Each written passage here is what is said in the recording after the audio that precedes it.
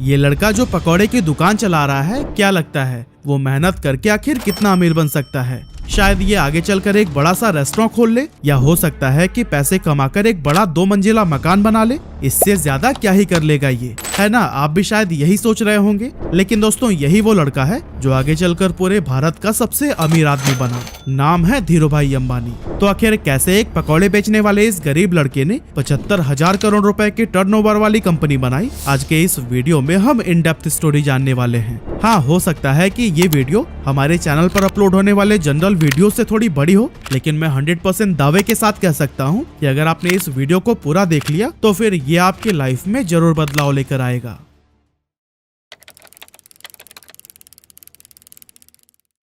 तो दोस्तों, इस कहानी की शुरुआत होती है 28 दिसंबर 1932 से, जब गुजरात के चोरवाड़ गांव के एक मिडिल क्लास फैमिली में धीरजलाल हीरालाल अंबानी का जन्म हुआ था। और यही साधारण सा दिखने वाला लड़का आगे चलकर धीरूभाई अंबानी के नाम से फेमस हुआ। इनके पिता हीराचंद गोवर्धन भाई अंबानी गांव के ही स्कूल में बच्चों को पढ़ाने का काम करते थे। और कुछ इसी तरह से जब धीरूभाई अंबानी 5 साल के हुए, तब उनका एडमिशन बहादुर खानजी स्कूल में करा दिया गया। हालांकि धीरूभाई अंबानी को पढ़ाई लिखाई से कोई खास लगाव नहीं था, फिर भी पिता के डर से न चाहते हुए भी उन्हें स्कूल जाना ही पड़ता था।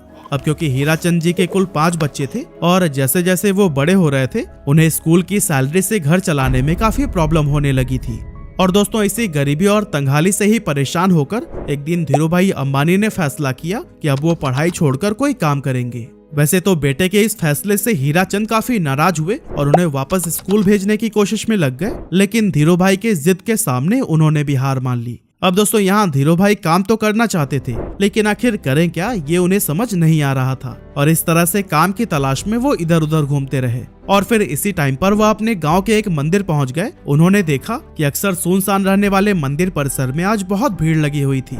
जब पता किया तो मालूम पड़ा कि यह भीड़ हर साल फरवरी के महीने में किसी प्राचीन मान्यता की वजह से लगती है। अब इतनी बड़ी संख्या में श्रद्धालुओं को देखकर धीरूभाई ने सोचा कि यहाँ खड़े खड़े इन लोगों को भूख तो लगती ही होगी, क्यों ना इस मौके का फायदा उठाकर यहाँ पकौड़े बेचे जाएं। और दोस्तों, अभी तक धीरूभाई को उनके पिता की तरफ से जो भी थोड़ी बहुत पॉकेट मनी मिलती थी, वो उसे एक गुल्लक में जमा कर देते थे। लेकिन अब उस गुल्लक को तोड़ने का समय आ चुका था। उन्होंने बिना किसी देरी के गुल्लक तोड़कर पैसे निकाला, उससे ठेला खरीदा और मंदिर के पास ही पकौड़े बेचने लगे। अब दोस्तों, इस धंधे से उन्हें शुरुआत में तो बहुत प्रॉफिट हुआ, लेकिन कुछ समय के बाद जब श्रद्धालुओं की संख्या कम होने लगी तो फिर उनकी आमदनी भी लगभग न के बराबर रह गई।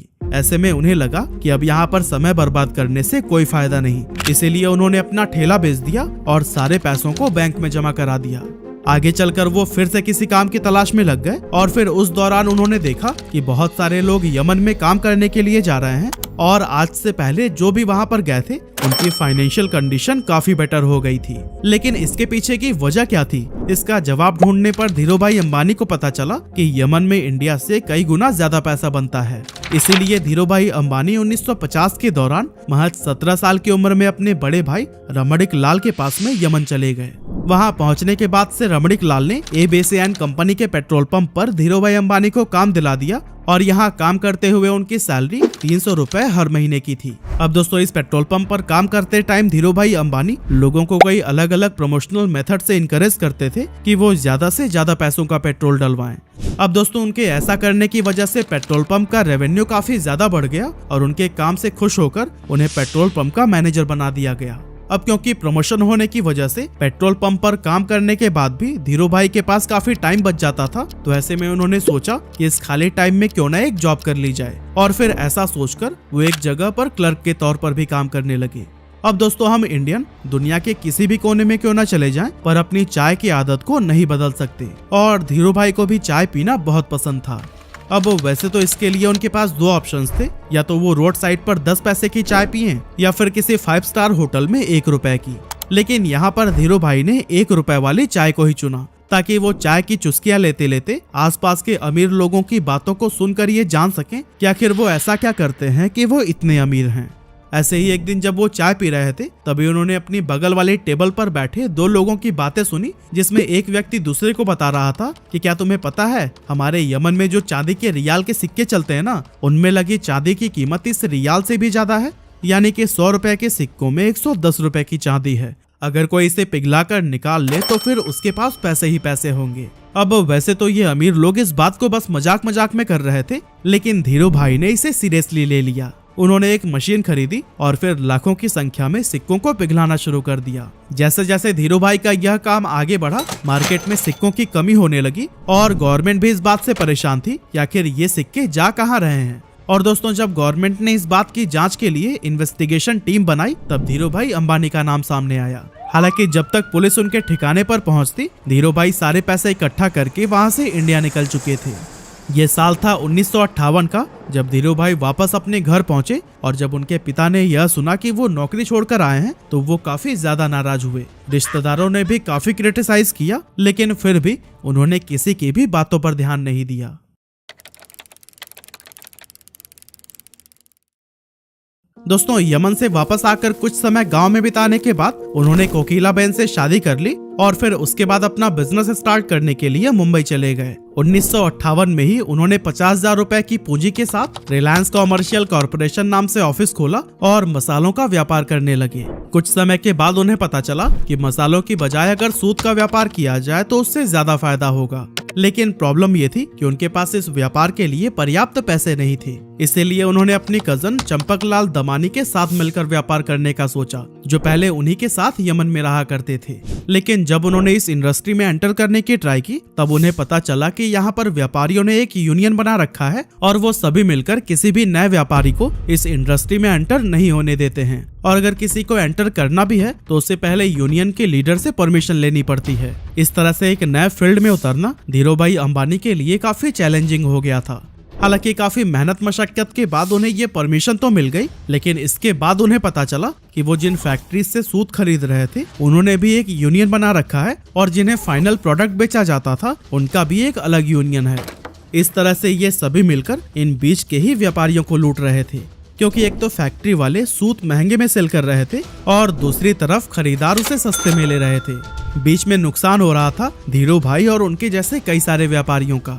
ये सब देखने के बाद धीरू भाई ने एक बहुत बड़ा स्टेप लिया और अपने यूनियन के सभी मेंबर्स को इकट्ठा करके यह डिसाइड किया कि हम सब फैक्ट्री से सस्ते में माल उठाएंगे और महंगे में बेचेंगे, ताकि हमें भी अपने हक का पूरा प्रॉफिट मिल सके। हालांकि ऐसा करने पर मुंबई के कई बड़े व्यापारी नाराज हो गए और इसीलिए उन्होंने एक IAS ऑफिसर को पैसे खिलाकर उस जगह पर ताला लगवा दिया जहां पर खरीदारी के लिए बोली लगाई जाती थी। लेकिन दोस्तों, धीरू भाई अंबानी का दिमाग भी किसी से कम थोड़ी था। उन्होंने जब गोदाम में ताला लगा देखा तो अपना विरोध जताने के लिए यूनियन के मेंबर्स के साथ मिलकर अपना सारा माल उसी IAS ऑफिसर के घर के सामने रखवा दिया। अब कुछ ही घंटों में उस IAS ऑफिसर के घर पर बड़े ऑफिशियल्स आने वाले थे और अगर वो घर के सामने बिखरी हुई बोरियों को देख लेते तो फिर उन्हें IAS के हरकतों का पता लग जाता। इसी वजह से अपनी नौकरी को बचाने के लिए कुछ ही मिनटों के अंदर उस IAS ऑफिसर ने ताला खुलवा दिया और धीरू भाई समेत उन सभी व्यापारियों का कारोबार फिर से चल पड़ा। अब दोस्तों, इसके कुछ साल के बाद तक तो सब कुछ सही चल रहा था, लेकिन फिर चंपकलाल दमानी और धीरू भाई अंबानी के बीच में डिस्प्यूट होने लगी। असल में दोनों का बिजनेस माइंडसेट बहुत ज्यादा अलग अलग था, इसलिए 1965 में चंपकलाल दमानी ने पार्टनरशिप खत्म करने की सोची और फिर दोनों अलग हो गए। 1966 में धीरू भाई अंबानी ने गुजरात के नरोदा में टेक्सटाइल मिल शुरू की और फिर यहाँ से उन्होंने कभी भी पीछे मुड़कर नहीं देखा।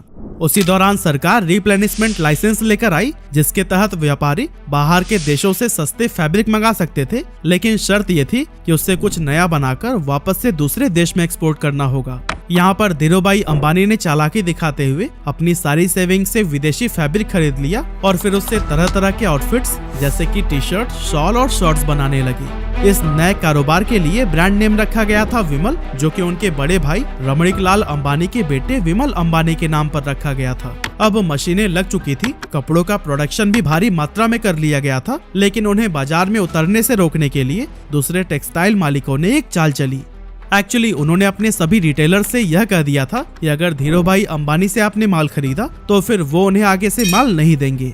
लेकिन दोस्तों, दूसरे टेक्सटाइल मालिकों की ये साजिश भी धीरू भाई अंबानी को रोक नहीं सकी। धीरू भाई पूरे देश में घूमे और रिटेलर्स को ये भरोसा दिलाया कि वो माल उन्हीं से ही खरीदे। उन्होंने सभी रिटेलर्स से ये वादा किया कि अगर नुकसान होगा तो उनके पास आना और अगर मुनाफा हुआ तो अपने पास रख लेना। धीरू भाई की ये बात थोक व्यापारियों को भी भा गई और उन्होंने उनसे जमकर कपड़े की खरीदारी की। अब चूंकि पॉलिस्टर की क्वालिटी मार्केट में मौजूद बाकी ब्रांड्स के मुकाबले बहुत ही बढ़िया थी, इसीलिए विमल के कपड़ों की डिमांड बहुत तेजी से बढ़ने लगी। और दोस्तों एक मौका तो ऐसा भी आया जब एक ही दिन में देश भर में विमल के 100 शोरूम्स का उद्घाटन किया गया और विमल उस जमाने का नंबर 1 पॉलिस्टर ब्रांड बन गया। इसके अलावा वर्ल्ड बैंक की टीम ने जब धीरू भाई के नरोदा स्थित कपड़ा मिल का इंस्पेक्शन किया तो फिर उन्होंने इसे इंडिया का बेस्ट टेक्सटाइल मिल कहा। साथ ही यहाँ पर बने हुए कपड़े डेवलप्ड कंट्री के स्टैंडर्ड्स पर भी एक्सीलेंट साबित हुए। लेकिन दोस्तों ये सफर धीरू भाई अंबानी के लिए इतना आसान नहीं था, क्योंकि जब इनके कॉम्पिटिटर्स को ये पता चला कि धीरू भाई अंबानी रिप्लेनिशमेंट का गलत फायदा उठा रहे हैं, तब उन्होंने धीरू भाई अंबानी पर केस कर दिया। इसके बाद से धीरू भाई अंबानी ने ये सफाई दी कि शर्तों में ये कहाँ लिखा गया है कि बाहर के देशों से माल मंगाकर 100% प्रोडक्ट को ही एक्सपोर्ट कर देना है। असल में धीरू भाई अंबानी विदेशी फैब्रिक से बनाए गए कपड़ों में से कुछ हिस्सा फॉरेन मार्केट के लिए रवाना कर देते थे और फिर बाकी का डोमेस्टिक के लिए रख लेते थे। और दोस्तों उनकी इस स्ट्रैटेजी से उनके बिजनेस को काफी प्रॉफिट भी हुआ। साथ ही विमल देश सहित विदेशों में भी अपनी अच्छी पहचान बनाने में कामयाब हो गया। इस एरिया में मिली सफलता के बाद धीरू भाई अंबानी ने धीरे धीरे कई और भी दूसरे सेक्टर्स में अपने बिजनेस को एक्सपैंड करना शुरू कर दिया। 8 मई 1973 को कंपनी का नाम रिलायंस कॉमर्शियल कॉरपोरेशन से बदलकर रिलायंस टेक्सटाइल इंडस्ट्रीज लिमिटेड कर दिया गया और 1976-77 के बीच इसका एनुअल टर्नओवर 70 करोड़ रुपए हो गया था।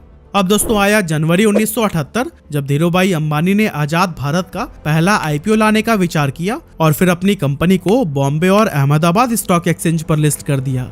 10 रुपए शेयर प्राइस पर 2.8 मिलियन इक्विटी शेयर्स का आईपीओ पेश किया गया, जिस पर इन्वेस्टर्स ने जमकर भरोसा जताया और 58,000 इन्वेस्टर्स ने इसमें इन्वेस्ट किया था।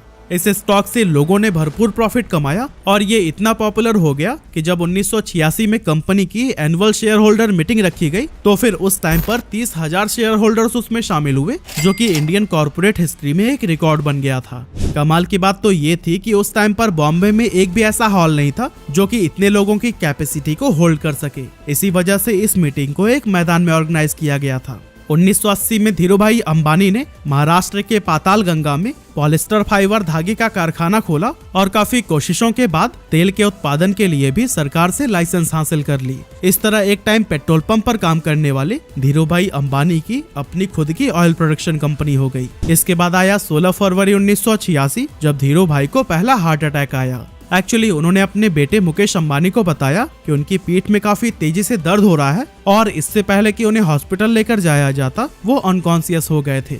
अब जब मुकेश अंबानी उन्हें लेकर अफरा तफरी में हॉस्पिटल पहुंचे तो डॉक्टर्स ने कहा कि अगले 42 घंटे इनके लिए बहुत ज्यादा क्रिटिकल हैं। लेकिन दोस्तों इतनी सीरियस हालत होने के बावजूद होश आते ही उन्होंने अपने बेटे को देखते हुए कहा, तुम परेशान मत होना बेटा, मैं सब ठीक कर दूंगा। इस स्ट्रोक के बाद से धीरू भाई अंबानी का एक हाथ पैरालाइज हो गया था, लेकिन धीरू भाई अंबानी ने डिसाइड किया कि ये उनकी कमजोरी नहीं बनेगा। इसीलिए लगातार 3 महीनों तक उन्होंने खूब एक्सरसाइज की, डाइट पर पूरा ध्यान दिया और लाइफस्टाइल में बदलाव किया। इसका असर ये हुआ कि धीरू भाई का हाथ पहले से काफी ठीक हो गया।